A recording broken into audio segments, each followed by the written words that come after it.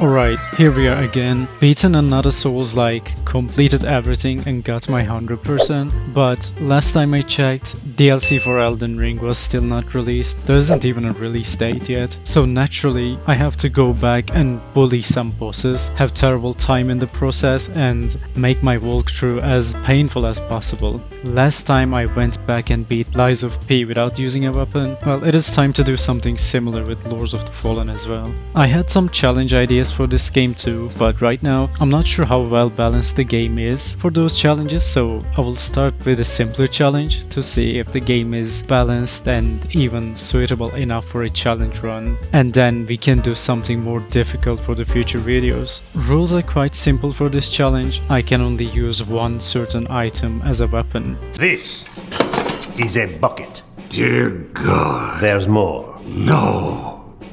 So, rule number 1, the only weapon I can wield is a pair of buckets. Rule number 2, just like any of my runs, I cannot use summons. Having a summon in a challenge run kills all the purpose unless it is a pacifist run or something, I don't know. So it is just not allowed. Rule number 3, throwable items and ranged weapons are not allowed. Buckets have to be my main source of damage. I can still use consumables to buff my weapons or buff myself, but throwables are a big no. Well, before we start, let's get one thing straight.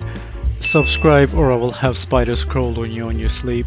Tutorial zone has no valuable items or consumables. Can use at the beginning of the game, so my plan is to reach to the end of this tutorial section as fast as possible. The tutorial is quite long and after starting so many playthroughs it becomes so boring that I'm just sick of it. I hope to see a way to skip this area in the future, but maybe there's already a way to skip and I'm just clueless, who knows, not me. Right outside of the tutorial area I meet our practice boss. There's nothing special with Holy Bulwark Otto. He is a regular enemy just like Soldier of God Rick, but the main difference is he is nowhere near as cool as Rick and he only possesses like 1% of Rick's power. I make quick work of the tutorial boss Otto and move on to the next encounter. Right after Otto you will be greeted by Light Reaper. He is an endgame boss with quite a lot of health points. Now there are two issues here. First one, killing him would literally take 10 minutes, and the second and more important issue is I am not skilled enough to kill him with only buckets at level 1. So just to save time, I don't even try fighting him and I just stand still to finish the encounter quickly. Once Light Reaper leaves me alone, I can finally move to the first zone of the game. Once again, there's nothing interesting around me, so I don't need to stick around. I just kill some random mobs for fun, and then I run to Pieta's area as fast as possible. Generally, I don't like the bosses in this game. Most of them are either too simple or they're just reskinned enemies, but Pieta is a really well made boss compared to the most other bosses in this game. I guess after making a single decent boss they decided to send most of the developers on a vacation, because for a good while we won't have any decent boss fight after Pieta. I don't like Pieta because of her difficulty or anything, she isn't difficult at all. I like her moves because they just work great for an early game boss. Her attacks are so simple and easy to reach. She doesn't have delayed attacks that can catch you off guard. Overall, she is a great boss to introduce you to the game, though for some reason I completely zone out and she sends me to Umbral at the beginning of the fight. It is quite embarrassing, I'm not gonna lie. Anyways, I was saying she is great to introduce new players to the combat. The only issue is parrying attacks also makes you lose health. So she has slow attacks to encourage you to parry, but then parrying makes you lose health, so it discourages you from parrying. I don't know what's going on there. Amazing decision making. Keep it up, developers. Boss fight goes quite smoothly after her completely destroying me at the beginning, but in the end she goes down without issues. However, I wish she wasn't running away and forcing players to go idle too much in her second phase. It just kills the flow of the boss too much in my opinion. After Pieta, a series of reskinned bosses are awaiting me, and like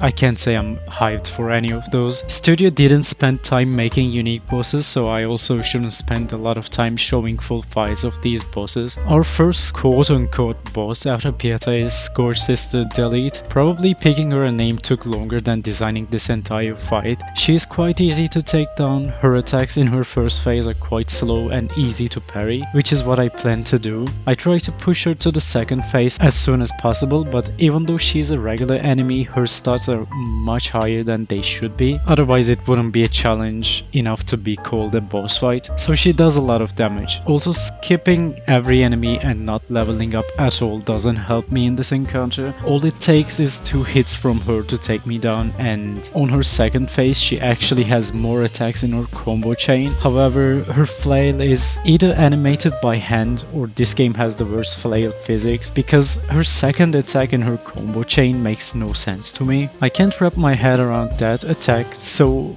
I almost always fail to parry that second attack. For this reason, I slow down on parrying on second phase and I instead prioritize dodge rolls and dashes. Delyth goes down, no big deal. After her, I continue skipping all the enemies and I unlock the blacksmith. However, I don't have the materials to upgrade my bucket to +1 yet, so I have to just move on and we will revisit blacksmith later. Next boss is this random archer. I had my concerns about her. The bucket is terrible against Hounds and it is even missing quite often, but she takes a lot of raw damage and posture damage from my attacks, so without any difficulty she goes down and I can move on. Next on the line we get an actual boss. It is a unique moment, so I plan to take it slow and enjoy this fight as much as I can. We don't get a lot of bosses that are actually designed for a one-time boss fight in this game. All aside, Congregator of Flesh is such a cool boss. It looks like Rotten from Dark Souls 2 took a big dump and this boss is the result of it, or the other way around, I don't know. Either way, independent from my prior statements, I really like the design of this boss. He has one attack I always fail to avoid. When he does his delayed overhead attack, for some reason it doesn't click with me and I almost always dodge it too early. But this time I was lucky enough that boss spared me and didn't spam that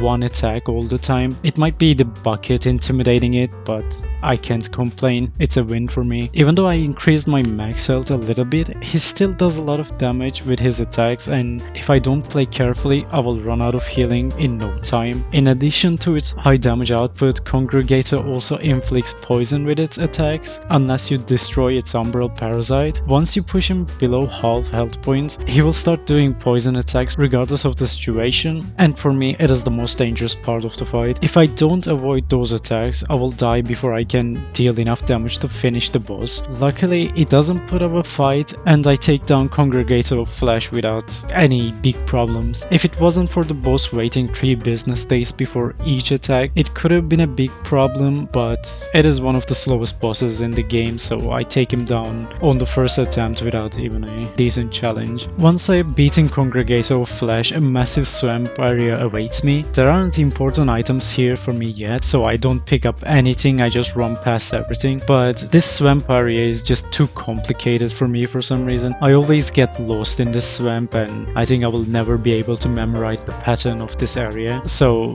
you can just imagine I'm running back and forth and trying to find my way. For this, I'm not gonna include the area between Congregator of Flesh and the Harsh Saint, since there's literally nothing happening in between and I'm just running back and forth. Saint is another one of the original bosses of Lords of the Fallen, meaning he won't return as a regular enemy, but don't get your hopes high yet. Even though he doesn't show up again, he's sharing some of his animations with an endgame boss. They even look identical, only with a different armor. Like, even their weapons are similar, they're both using staff and they both constantly bash you with their shield with the exact same animation. I don't point out these issues often, but they are unacceptable flaws for a $60 title and they need to be mentioned in my opinion. Anyways, Saint, just like the Light Reaper, loves wasting your time running around on his mount. You can dismount him easily by parrying as he passes by, but I failed quite a lot of times as I constantly got caught in a bad angle and I was taking damage from the horse's hitbox rather than the spear. Once he's off his mount, fighting is quite easy. He only has couple attacks, but I'm still underleveled for this encounter, and as armor I only have pieces of clothes, so I'm taking so much damage from each attack. Even though I take fair amount of hits, he isn't fast enough to fully finish me. Fight goes on for a while and eventually I take down Harsh Saint on my first try. Problem with the Saint is he doesn't have enough moves. He's spamming the same combos over and over again.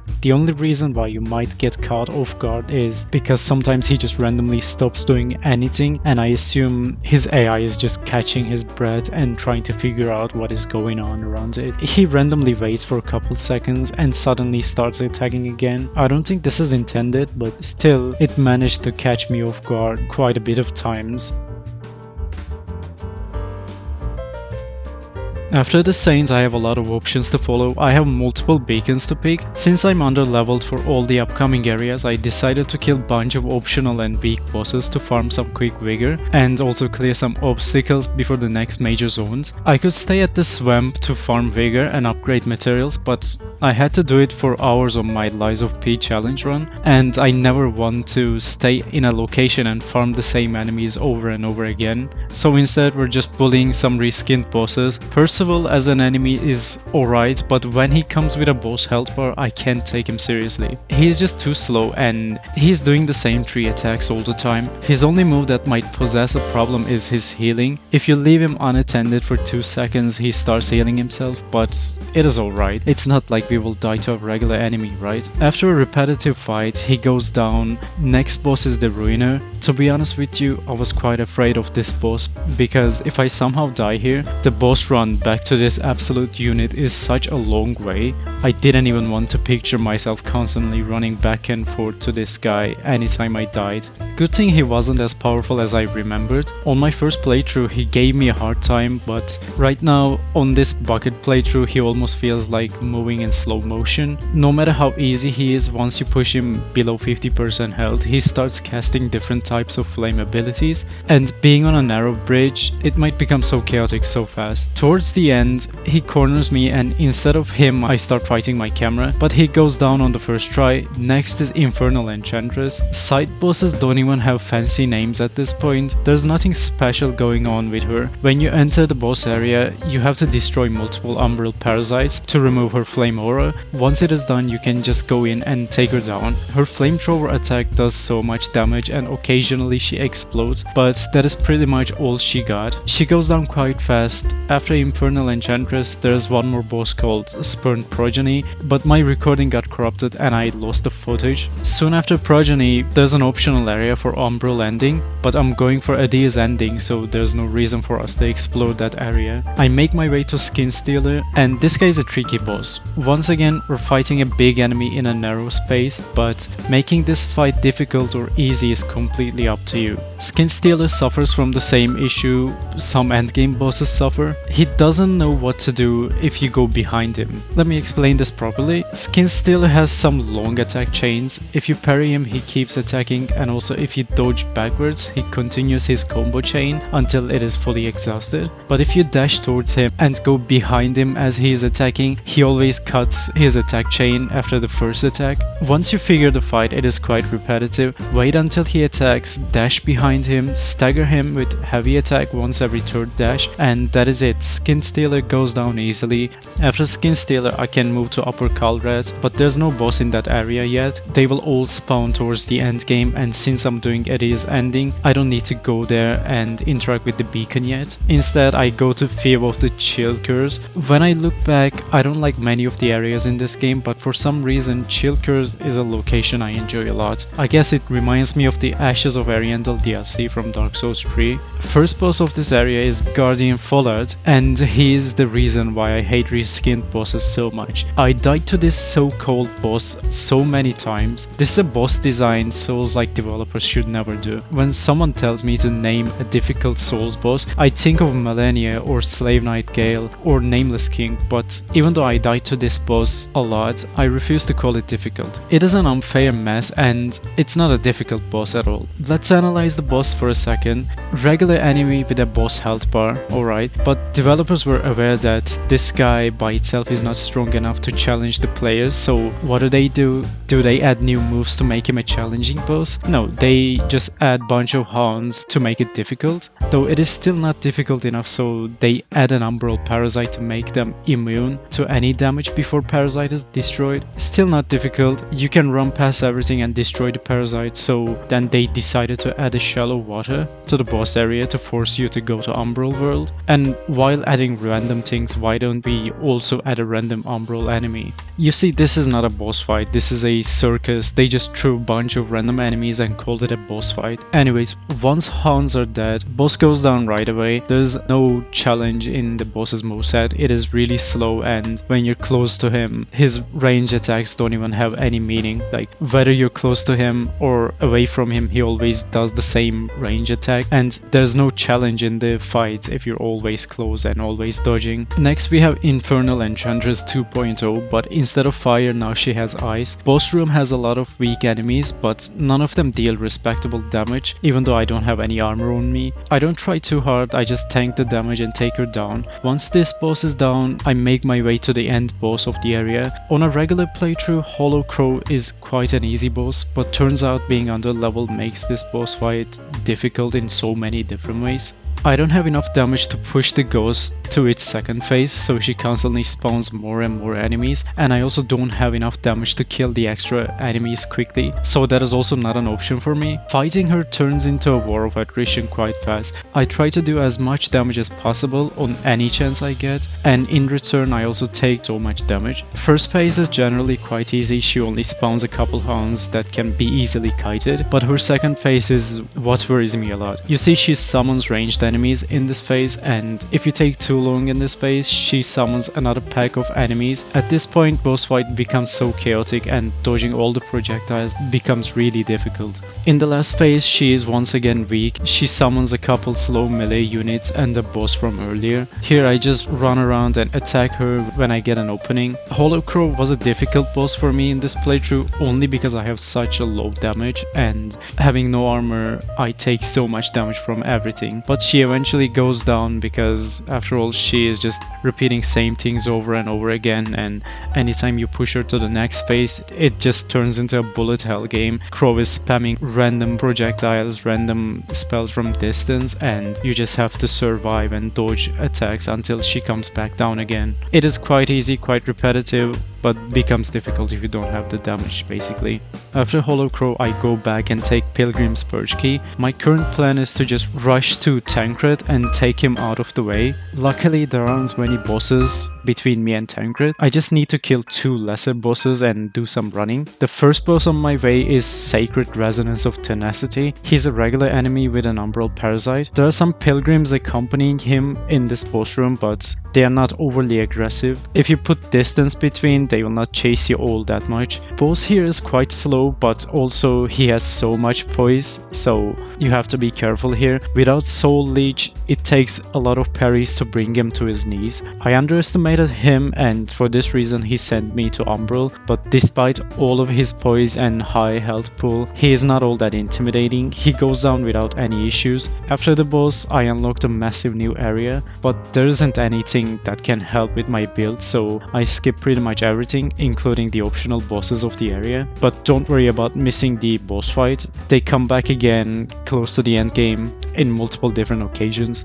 Right before Tancred, I have to fight one last boss. Sanisho is an interesting enemy. He inflicts a lot of poison due to his bad breath. He is also one of the easiest fights in the game. If you have health regeneration, he simply cannot kill you. His regular attacks are so slow and limited, he mostly relies on poison clouds. Even then, you can simply cure the poison, or you can just use some health regeneration to completely counteract the poison. Every now and then he stuns himself by standing still and using his poison breath attack. When he does that, you can just go behind him and spam heavy attacks because he already stuns himself. There's absolutely no way he is going to turn back and hit you. He is already busy stuck in an animation. So fight itself is easy, he doesn't move a lot. Even when he decides to move, he only swings his staff 1 or 2 times, and that is pretty much it. He has a grab attack, but before he does that grab attack, he just stares into your soul for 10 minutes straight that you can just slowly move backwards, and he will definitely miss that grab attack. So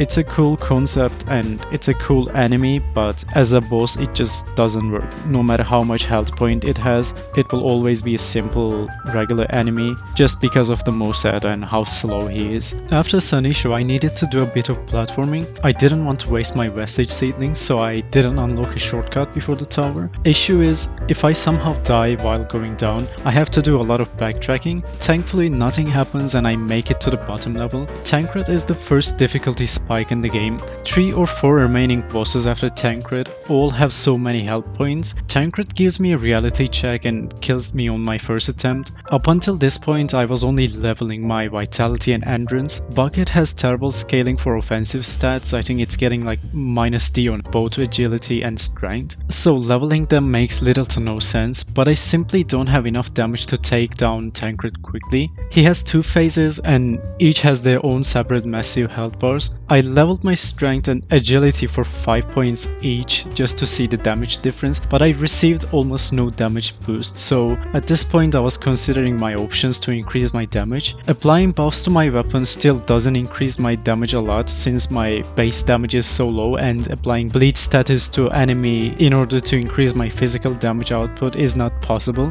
Bleed salts on a bucket are so weak that I can never apply bleeds to this boss before hitting him 100 times. So I decided if I can't overpower the boss, I will poison it. Unlike bleed, poison is not weaker when used with a blunt weapon. It doesn't take long before I poison the enemy and it does about 55 damage per second. It doesn't sound a lot, but it almost doubles my damage output, and now I started to chunk his health bar quite faster than before. Tancred doesn't have a lot of different attacks, but when he hits hard. It is mainly because I have no armor and I'm wearing one of the weakest sets in the game. My main strategy against this boss is just applying poison and then swapping to wither buff for a tiny bit of extra damage. Things change a bit in his second phase. I absolutely love the design of his second phase. It looks amazing, however his movement doesn't fit his look. He's too slow for some reason. I think if he was faster and more primal, ferocious, this could be the most memorable boss fight in the entire game.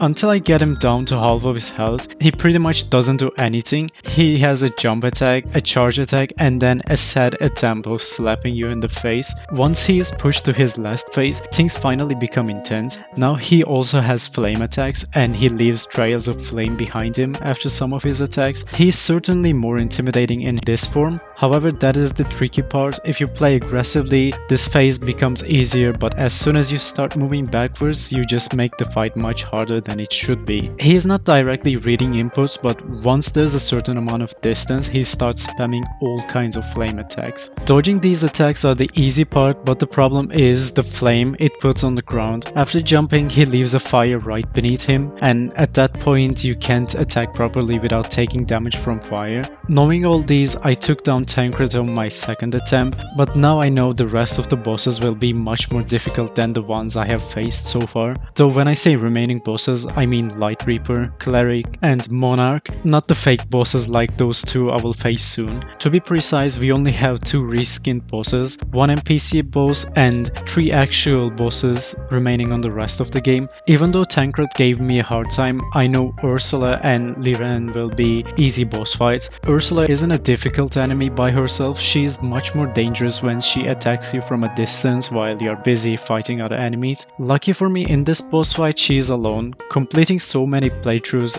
I am still surprised how they didn't turn this boss fight into a gank fight and throw me 5 Hounds along with Ursula herself. Even against my low damage output, she doesn't do a particularly good job. I only need to watch out for her healing move, and rest is an easy fight. Next we have Lirenne. Even though she is a regular enemy, I enjoy her fight. The area where we fight her is simply amazing, and even as a regular enemy, she does such a nice job in her fight. She is faster and more aggressive than many of the actual bosses. She is quite fun to fight with. If you do the Iron Wayfarer's quest, he joins you in this fight, but I don't want summons in my playthrough, so I didn't even bother talking to him. On all other playthroughs, I made quick work of Lirenne, but this time I don't have enough damage and she starts doing stuff I have never seen on my other playthroughs before. She slowly traps me in a narrow area with her ability, and not gonna lie, for a second I thought I was going to run out of space and die here. After a really nice boss fight, I take down Lirenne and move on to the next area. I finally make it to Judge Cleric. I blindly go into the fight without upgrading my equipment or anything, and I'm still using vitality rings. Tried to beat her a couple times, but I always end up dying. I'm quite happy with the amount of damage I'm dealing. After all, she isn't tanky as Tancred. Obviously, issue is not my damage but my survivability. You see, since the beginning of the game I haven't changed my armor, and on top of that I didn't optimize my accessories at all. After dying to Judge Cleric 3-4 times, I decided it is finally time to optimize my build. When all the things considered, I am almost at the end of the game, and if I don't finalize my build, when will I?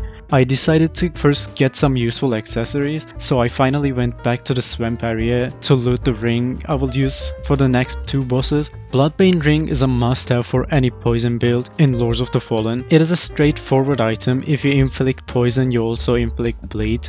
I pick up hoping it will help me proc some bleed status effects and increase my physical damage, but I overlook one massive issue. Bleed is about 1/3 of the poison buildup, so unless you apply poison to a bleed weapon or use some Forsaken grenades, this thing almost never procs bleed status effects. However, I don't know it yet, so I will take it anyway. Next item is Pendant of Burden. It allows you to deal additional damage for every status effect inflicted on the enemy. I will only have poison status effects, but it will still be better than any other pendant I can use. On my previous attempts I also used all my poison salts, so I have to go back and buy a bunch of poison salts for the rest of the game. Remember that one NPC who has been stalking you the entire game, Tech, Ihir, or whatever his name is? Well, turns out he is gone. He dies or leaves after I reach Judge Cleric, so he is not an option anymore.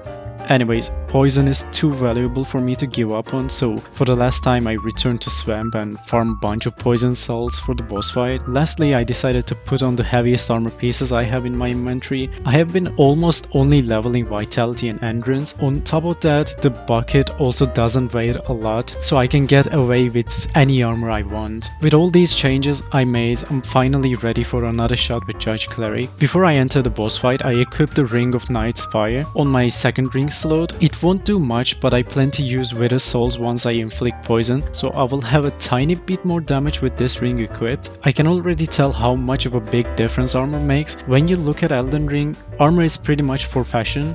You take so much damage even with Bull God set. However, in Lords of the Fallen, armor is quite effective. I already take much less damage and now her attacks don't even possess a threat anymore. I like the Judge Cleric boss actually. Compared to the human bosses in Souls games and Lies of P, Judge Cleric is quite underwhelming and lacking the moveset, but for Lords of the Fallen standards, it is quite a decent boss. Her first phase is really easy. She does the same slow attacks over and over. Just like Skinstealer, she also stops attacking you once you go behind her, so all I have to do is trigger the same attack constantly and go behind her. Once this happens, her combo chain is reduced to 2 attacks and she leaves herself open for some heavy attacks or 3 light attacks. Once she is low enough, she will start calling down arrows. That is when the problem starts for me. I can't attack her when she is hiding in the rain of arrows. Even though I have poison constantly taking her health down, this is still an issue because if I can't kill her fast enough, poison will run out and my damage output will decrease drastically.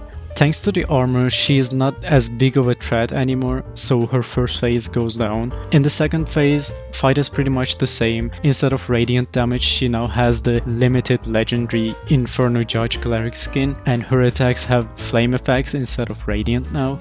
Her regular attacks are a tiny bit different now, and she's using her staff more often in her second phase. Also, she has a new area attack, but the rest of the fight goes pretty much the same as the first phase. Once you get used to it, she is quite easy to avoid and punish after each combo. After my new armor, she goes down without issues and I'm ready to move on once again. After Judge Cleric, I decided it is about time to finalize my poorly optimized terrible build, so I went back to Skyrest and got myself Tancred's armor. There are some other armors offering better fire resistance, but Tancred's armor has overall the best stats and it is offering the most physical resistance. And I can pick it up right away in Skyrest. I don't need to go anywhere and farm any enemy. Next I went back to Hollow's Crow area, and near the beacon there's an upgrade material waiting for me. With this I can upgrade my bucket to +10. It will still be extremely weak, but now at least it'll be shiny +10. I make my way to Light Reaper. He's a boss that hits like a truck and he hits non-stop, so I don't underestimate him.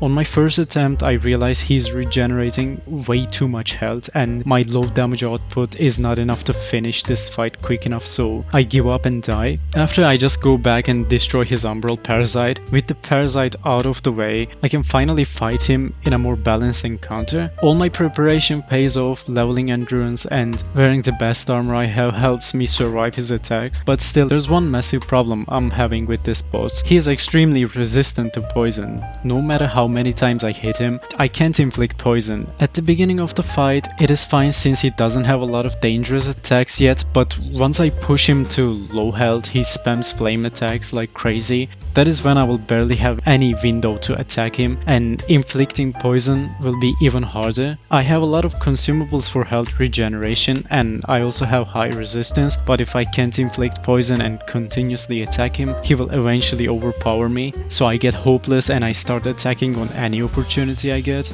Once he's close to that, he goes crazy with the flame attacks, and for this reason I have to constantly spam dashes to wear off the ignite status effects. I eventually managed to inflict poison after attacking him for like 4 minutes straight, and he goes down with a fight. He was definitely the toughest boss in my playthrough, but we're not done yet. There's only one boss left before I can finish the game, and I'm not talking about Iron Wayfarer. He's just an NPC boss that goes down right away, even with my low damage output. The last boss I have to take down is the Sundered Monarch. On a regular playthrough he is such an easy boss, but he becomes a nightmare on my bucket challenge. I already knew he is resistant to status effects and I will never be able to inflict poison on him with my build, but he becomes even bigger of an issue than I anticipated. He's supposed to be weak to bleed, but to no surprise to anyone, bleed souls on a bucket is not enough to inflict bleed on him. So for this boss fight, inflicting status effects is not even an option for me. It is a massive hit to my build because I already lack the damage, and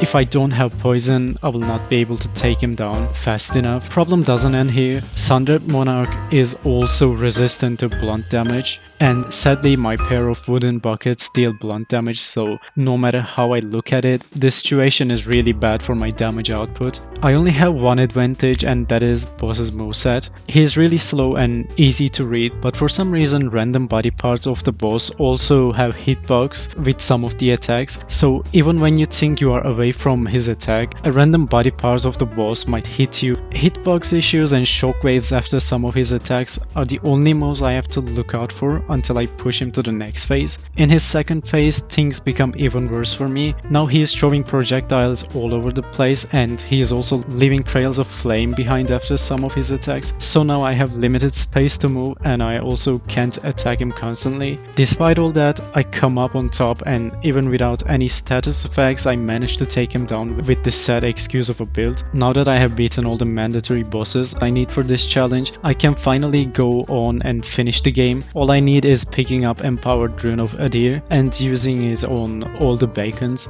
There are some regular enemies waiting in front of each of the beacons now, but just like I ignored all the regular enemies throughout my entire playthrough, I will just ignore them and rush to the beacons. Long story short, challenge ends here, and I must say I quite enjoyed the bucket run. Having low damage output allowed me to see different sides of the bosses I have never seen on my previous playthroughs before. I want to keep on doing challenge runs on a variety of games in future. I will probably come back to Lords of the Fallen with a difficult challenge run. I also plan to do some challenges on Dark Souls and Elden Ring in the future. After all, I don't want to be referred as the guy that plays Souls-likes. My focus is main Souls games, but I've been waiting for Shadow of the Erdtree DLC for quite a long time now. Anyways, if you made it this far and enjoyed the video, consider liking and subscribing. It helps a lot with my channel. Also, if you have any fun challenge ideas for the future videos, let me know in the comments. Right now, I'm considering doing a challenge run on Lords of the Fallen with maximum weight capacity, though it doesn't have to be Lords of the Fallen, it can be any Souls or Souls-like.